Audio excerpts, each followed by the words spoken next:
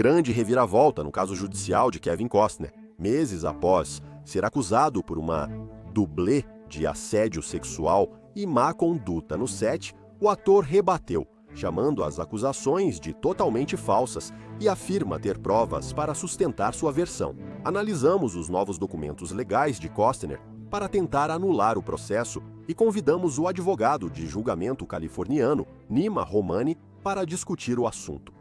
Bem-vindo ao Sidebar da Law and Crime. Eu sou Jesse Weber. Temos uma grande atualização no caso legal de Kevin Costner que discutimos há meses. Os advogados da estrela apresentaram documentos para rejeitar o processo de assédio sexual, discriminação e retaliação. Antes de falar do último desdobramento, segue um breve resumo do caso para quem não conhece a história. Falamos sobre isso, aliás, com mais profundidade em um episódio anterior do Sidebar. Você pode conferir, está disponível na página do Law and Crime no YouTube. Estamos falando sobre Devin LaBella, um dublê profissional de 34 anos com um longo currículo que entrou com um processo na Califórnia contra o produtor, diretor e ator Kevin Costner, a Horizon Series Inc., a Horizon Series 2, Sociedade de Responsabilidade Limitada, e a Territory Pictures Incorporated. Agora, LaBella está processando por várias causas de ação ou reivindicações, como discriminação de gênero, criação de ambiente de trabalho hostil, assédio sexual e quebra de contrato. E ela afirma que, em maio de 2023, enquanto filmava o filme Horizon 2 em Utah, foi solicitada, abre aspas, substituir a atriz principal, Ella Hunt. Isso aconteceu durante o que ela diz ter sido uma cena não programada e sem roteiro. E ela alega que Kevin Costner dirigiu uma cena violenta de estupro simulado sem aviso prévio, sem coreografia e sem a presença de um coordenador de intimidade. Então, estamos falando de várias alegações aqui, que isso foi uma violação das regras do Screen Actors Guild American Federation of Television and Radio Artists, principalmente porque é necessário fornecer um aviso prévio de 48 horas para esse tipo de cena, que o set não estava fechado, que a cena teria sido transmitida nos monitores para toda a equipe assistir, que a roupa íntima de LaBella ficou exposta, inclusive enquanto ela estava menstruada. E também a alegação de que a atriz principal, novamente, Hunt, teria se recusado a realizar essa cena em particular. E LaBella diz que não sabia disso quando foi convidada para, entre aspas, ser dublê. E o que ela diz ter ocorrido depois? Ela alega que foi culpada, que foi responsabilizada pelos coordenadores homens. Disseram para ela ficar no trailer e não foi recontratada para Horizon 3. Ela disse que foi incluída na lista negra de outros projetos por membros importantes da equipe. Ela está processando por uma quantia alta. Ela pede indenização por danos, honorários, desculpas públicas dos réus, treinamento obrigatório sobre assédio e coordenação de intimidade em futuras produções. Esse é o contexto. E agora, o que aconteceu? Bem, a equipe jurídica de Kevin Costner e dos outros réus apresentou uma resposta e tanto, e queremos analisar isso. Então isso se chama um memorando em apoio a uma moção para rejeitar toda a queixa sob a lei da Califórnia, essa disposição Anti-Strategic Lawsuit Against Public Participation, sobre a qual vou falar. Mas a forma como isso começa é com uma aparente mensagem de texto de LaBella. Citação: "Obrigado por essas semanas maravilhosas. Eu te agradeço muito, aprendi tanto e obrigado novamente. Também estou muito feliz que tudo tenha dado certo desse jeito. Tenha um ótimo restante de gravação e, sim, falamos em breve." Tem também o emoji de rosto sorridente com coração e o de mãos em forma de coração. Isso foi o que Devin LaBella enviou ao supervisor apenas 9 dias após supostamente passar por uma experiência humilhante e traumática no set de um grande filme, onde trabalhava como dublê profissional e agora busca milhões em indenização. Não havia raiva nem ressentimento, apenas entusiasmo e gratidão. A realidade, conforme comprovado pelo depoimento juramentado de uma dúzia de respeitados membros veteranos da equipe de filmagem com conhecimento pessoal dos fatos em questão nesta disputa, por fotos tiradas no momento da cena em questão e pelas próprias palavras de Labella na época, é que o processo oportunista e sensacionalista de Labella é tão fictício quanto o filme que está no centro desta disputa. Então, basicamente, Costner e as outras entidades réis estão dizendo que as alegações dela são factualmente incorretas e que suas reivindicações não têm mérito. Primeiro, argumentam que nenhuma cena de estupro foi roteirizada ou gravada. Que o filme inclui representações fora da tela de 2 estupros violentos como parte da narrativa, mas nenhuma cena real de estupro foi filmada ou roteirizada. A reclamação de Labella foca em uma única cena adicional, não filmada, que foi ensaiada ou coreografada com sua participação. Em segundo lugar, eles dizem que a cena em disputa envolvia um ator, Roger Evans, levantando a barra do vestido de Labella do tornozelo até o joelho, mas que Labella estava totalmente vestida sob o vestido, usando várias camadas, incluindo anáguas, calças de baixo e shorts de ciclista. Que não houve nudez, não houve luta, não houve simulação de sexo, em nada disso, que isso durou apenas alguns segundos e não foi filmado. Eles afirmam que Labella consentiu após o coordenador de dublês explicar a cena, com testemunhas dizendo que ela sorria, ria e sinalizou positivo no ensaio. A partir daí, Costner diz que no dia seguinte, Labella relatou desconforto a um assistente de direção. E ela teria dito que estava chateada não por causa da cena em si, mas porque estava menstruada e tinha medo de que alguém visse sua roupa íntima. Ela teria trabalhado mais uma semana sem demonstrar angústia e ainda levou seus supervisores para jantar em agradecimento. Eles afirmam que, após as gravações, ela agradeceu ao coordenador pelas semanas maravilhosas. Agora, Costner também destaca que Labella não tem nenhuma evidência competente ou admissível para apoiar suas alegações e que eles podem citar várias testemunhas e várias declarações afirmando que a cena foi inofensiva e consensual. Agora, deixa eu entrar um pouco na lei, no argumento jurídico. A principal ideia de Kevin Costner e dos outros réus é que as alegações de Labella vêm de uma atividade criativa protegida pela primeira emenda ligada à produção do filme. Que o processo deveria ser rejeitado sob o Estatuto Anti-Strategic Lawsuit Against Public Participation da Califórnia, porque ele tem como alvo uma conduta em prol da expressão de interesse público. Em outras palavras, contar histórias sobre traumas e violências históricas. É disso que estamos falando, que a lei Anti-Strategic Lawsuit Against Public Participation protege a liberdade de expressão ao impedir que as pessoas usem o sistema judicial como uma arma para intimidar a fala, para silenciar outros quando estão falando sobre assuntos de interesse público. E eu vou expandir sobre isso porque eles argumentam que cumpriram 2 critérios do teste legal exigido aqui. Primeiro, eles dizem que de fato existe uma atividade protegida. Eles argumentam ainda que cabe a Labella demonstrar a probabilidade de sucesso de suas alegações, o que ela não consegue. Eles argumentam que todas as alegações dela vêm da loja de câmeras bloqueada, que isso faz parte da direção do filme e da atuação, sendo claramente atividade expressiva protegida pela primeira emenda. Dizem ainda que as outras alegações, como não ser recontratada para Horizon 3, tratam de decisões de elenco, não de retaliação.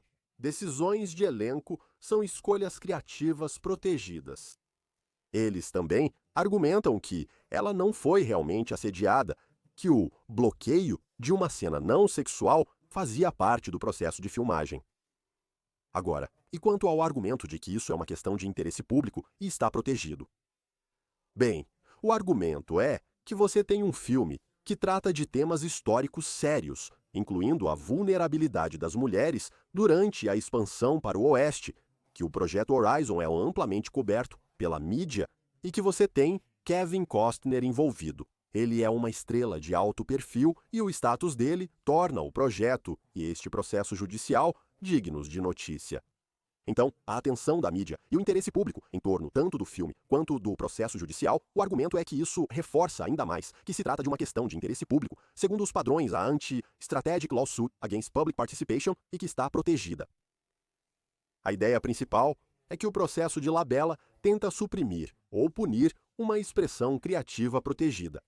E como as alegações dela surgem de uma atividade protegida e não atendem ao critério legal para prosseguir segundo o Estatuto Anti-Strategic Lawsuit Against Public Participation, eles pediram ao tribunal para rejeitar a queixa. Depois, Labella não consegue mostrar probabilidade de sucesso. E eles analisam isso ponto por ponto, acusação por acusação. Então vamos passar por isso. As acusações de 1 a 4 incluem discriminação sexual, assédio e ambiente de trabalho hostil. Os réus afirmam que as 4 acusações decorrem do mesmo evento, o bloqueio da cena simulada de estupro. E lembra quando Labella disse que foi orientada a agir sem aviso ou consentimento. Eles dizem que ela não afirma que algum benefício no trabalho dependia de sua participação, que ela não foi ameaçada, que ela consentiu depois que a cena foi explicada. Sobre o ambiente de trabalho hostil, não foi alegada conduta generalizada ou grave. Um único incidente, especialmente consentido e sem nudez ou sexo real, não atinge esse requisito ou limiar legal. Que ela não foi alvo por causa do gênero, não sofreu nenhum dano e que ela não expressou nenhuma preocupação na época. Essas são as alegações deles. Essa é a narrativa deles. Que ela supostamente agradeceu ao supervisor e continuou trabalhando depois, o que significa que essas ações são inconsistentes com alguém que percebeu um ambiente realmente hostil. Quinta acusação: não prevenir discriminação e assédio. Os réus argumentam que, se não houve assédio passível de ação, então essa alegação automaticamente falha, certo? Segundo eles, o empregador de Labella tinha políticas padrão contra assédio que ela recebeu. Eles dizem que não houve nudez, não houve sexo, então não havia necessidade de precauções extras como um coordenador de intimidade ou um set fechado. Parece que eles realmente estão contestando esse ponto. E quando o autor finalmente levantou preocupações, eles argumentam que foram relatadas e investigadas adequadamente, de acordo com as diretrizes e procedimentos apropriados. Contagem 6 e 8, retaliação e interferência intencional. Eles alegam que não houve retaliação contra ela, pois continuou trabalhando após expor suas preocupações, recebeu elogios e foi convidada a permanecer. Não ser contratada para Horizonte 3 não é retaliação, pois o personagem que ela dublou não está na sequência. O supervisor não tinha motivo para recontratá-la, como ocorreu com outros dublês. Por fim, afirmam que não existe relação de causa, não existe uma ligação causal entre as acusações dela, as reclamações dela e o suposto dano, que seria não ser contratada novamente. Agora, quando se trata da acusação 7, isso é uma violação da Lei Bain. Então, ameaças, intimidação ou coerção, eles argumentam que isso não existe aqui, que Labella não aponta nenhuma palavra ou ação ameaçadora, que ela pode alegar que se sentiu pressionada pela autoridade de Costner, mas não há evidências de intimidação ou coerção real, que a violação da Lei Bain exige algo mais do que a autoridade percebida, exige ameaças ou ações que impliquem violência, o que está ausente aqui. Então há quebra de contrato. Esse é o item 11. Eles dizem: espere, não há cláusula específica violada. Labella não indicou o termo descumprido. E cita contrato de outra pessoa, certo? O da senhorita Hunt, para quem ela estava substituindo, mas ela mesma não é parte desse contrato, nem beneficiária desse contrato. E o próprio contrato dela não exigia a precaução específica que agora ela alega ter faltado. Eles afirmam que não houve nudez ou sexo, então as regras do Screen Actors Guild, American Federation of Television and Radio Artists não se aplicam. Você também enfrenta a 10ª acusação, causar sofrimento emocional intencionalmente. Os réus argumentam que não houve conduta ultrajante que é exigida para esse tipo de alegação.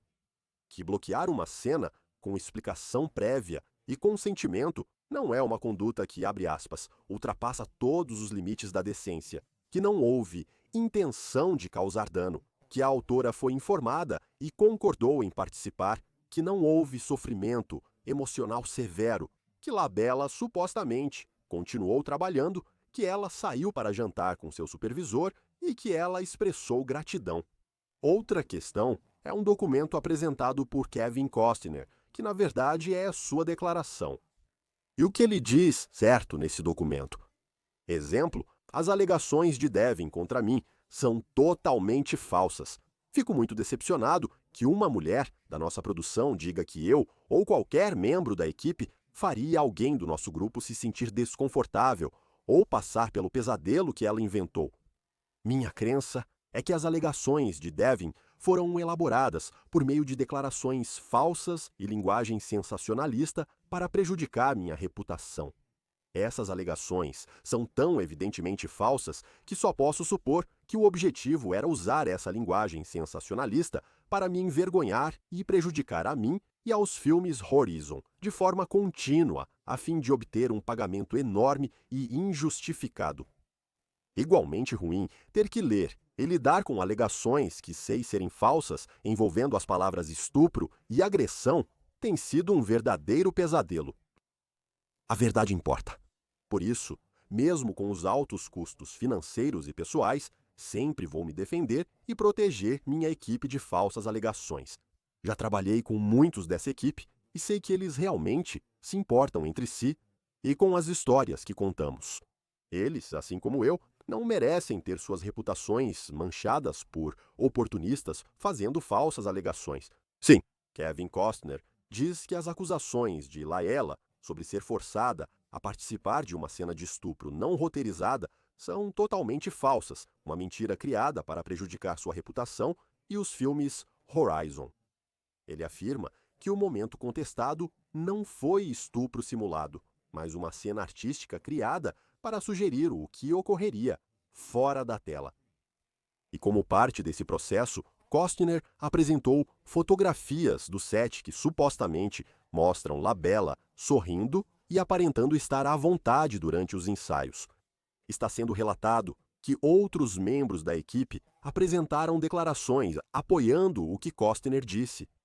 E Costner também aparentemente destaca uma mensagem de texto positiva que Labella enviou depois, expressando gratidão pela experiência. Aspas. Obrigado por essas semanas maravilhosas. Essa mensagem. Tudo bem, quero chamar agora o renomado advogado da Califórnia, litigante, ex-promotor, advogado de julgamento Nima Romani. Nima, obrigado por participar. O que acha desse processo? E a propósito, o que exatamente significa eles tentarem anular isso com base na lei Anti-Strategic Lawsuit Against Public Participation? Jesse, pela lei da Califórnia, você pode anular um processo usando esse estatuto Anti-Strategic Lawsuit Against Public Participation. Isso significa ação judicial estratégica contra a participação pública. E o que acontece nesses tipos de casos, quando você está lidando com um artista, é que eles vão argumentar que o processo fere a primeira emenda.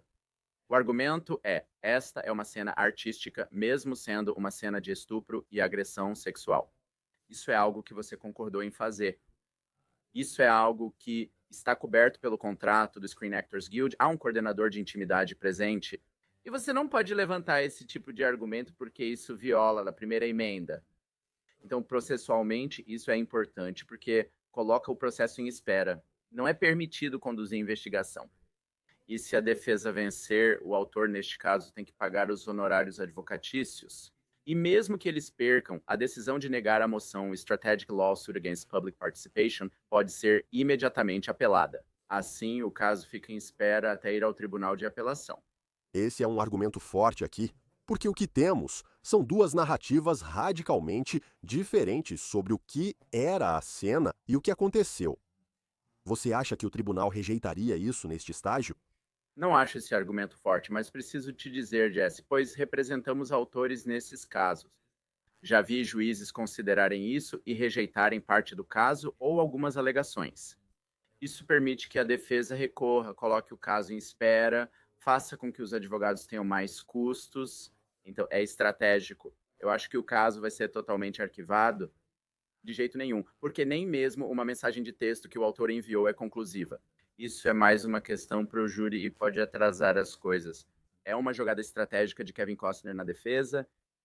Eles afirmam que não há provas e que ela não tem evidências para sustentar suas alegações. Mas, de novo, isso não é prematuro? No fim, trata-se de um litígio, uma fase de descoberta. Você não precisa apresentar todas as provas para sustentar suas alegações neste momento do processo. As palavras dela já são provas. E eles dizerem que não tem uma queixa contemporânea, isso não significa necessariamente que o assédio não aconteceu, certo? Frequentemente, vítimas, principalmente em Hollywood, quando há diferença de poder, passam por isso. Já vimos isso muitas vezes, como no caso do Harvey Weinstein, certo? Alguém mantém contato com seu abusador. Não estou dizendo que as alegações têm algum mérito, mas isso é realmente mais uma questão de fato para o júri, não necessariamente algo que o juiz vai decidir como uma questão de direito. Uma das coisas que eles falam muito é que ela não consegue demonstrar probabilidade de sucesso, e eles analisam cada causa de pedir, cada ponto sobre o motivo pelo qual ela não conseguiria demonstrar isso. Você concorda? Sou advogado da parte autora e não concordo, mas a defesa sempre faz isso. Eles não querem que esse caso vá a júri. Estou te dizendo e afirmo isso. Se não for arquivado na fase Strategic Lawsuit Against Public Participation, se não for arquivado no julgamento sumário, o caso vai ser resolvido em acordo. Kevin Costner não vai querer litigar esse caso. Ele tem assuntos mais importantes. Então, o que os advogados fazem é tentar fazer com que o juiz arquive o caso antes da parte do júri. Caso contrário, deve haver mediação no acordo.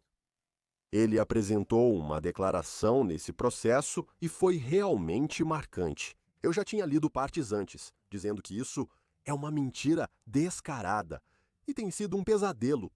Essas alegações são absolutamente falsas. Por que ele colocou essa declaração lá? Você acha que foi importante ele fazer essa declaração? Jesse, algumas coisas são para o tribunal, outras para a opinião pública. Nesses casos, muitas vezes, a melhor defesa é um bom ataque. Você quer mostrar firmeza e deixar claro ao autor que não será um acordo rápido. Isso não se resolve com uma carta de exigência ou mediação logo após abrir o processo. Agora que você fez essas acusações muito sérias e todas elas são públicas, e a reputação do Costner está manchada, ele vai se manter firme. Ele quer enviar uma mensagem ao autor do processo, ao advogado e ao público de que não é um predador. É por isso que aquela declaração estava lá. E ele apresentou essas fotografias do set. O argumento seria que Labelle está sorrindo. Ela parece confortável nos ensaios. Isso é relevante para você? Acho significativo, existem fatores importantes nesses casos. Falamos sobre Weinstein e Gigi, e novamente, esses são casos bem diferentes, são casos criminais, mas eu acho que o que é importante e o que os jurados querem ver é um relato contemporâneo, certo? Se você está sendo assediado, você vai ao recursos humanos, conta para um amigo, conta para um colega de trabalho. Se você levanta as acusações anos depois, isso não quer dizer que não aconteceu, mas acaba ajudando a defesa a argumentar que tudo isso foi inventado por dinheiro, por fama, por vingança. Outra coisa que eu acho importante é o que já vimos, aquelas mensagens de texto. Se houver comunicações com o abusador, com pessoas da equipe do Costner, e elas não mencionam nada disso, e na verdade mostram o contrário, mostram alguém que está feliz.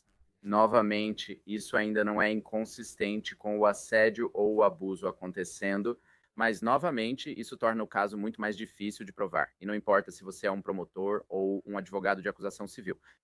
E a ideia, essa alegação de que há outras pessoas, outros membros da equipe que apresentaram declarações apoiando Kevin Costner, não pude, confirmar isso 100%, mas parece ser o que está sendo noticiado. Isso seria significativo para ele. Sim, veja, não é uma questão de números, não se trata de ter mais testemunhas de um lado. Existe uma orientação para os jurados que diz que você não deve fazer isso, mas se você tem uma testemunha atrás da outra dizendo, olha, eu estava no set, e até mesmo de acordo com a própria autora, havia aproximadamente 100 pessoas no set, eles afirmam que nada aconteceu, então será difícil provar o caso. Agora, é claro, a autora vai argumentar que, veja, essas são pessoas que estão na folha de pagamento do Costner. Elas têm motivo para mentir. Elas são leais a ele, senão elas perdem o emprego. Com várias testemunhas confirmando o mesmo, o caso pode fugir do controle rapidamente para a vítima. Nima Romani, muito obrigado mesmo. Claro, Jesse, obrigado por me receber como sempre. Muito bem, pessoal. Isso é tudo que temos para vocês. Agora aqui no Cid Bar. Muito obrigado por nos acompanharem. Como sempre, inscreva-se no YouTube, Apple Podcasts, Spotify ou onde ouvir seus podcasts. Sou Jesse Weber. Eu falo com vocês na próxima vez.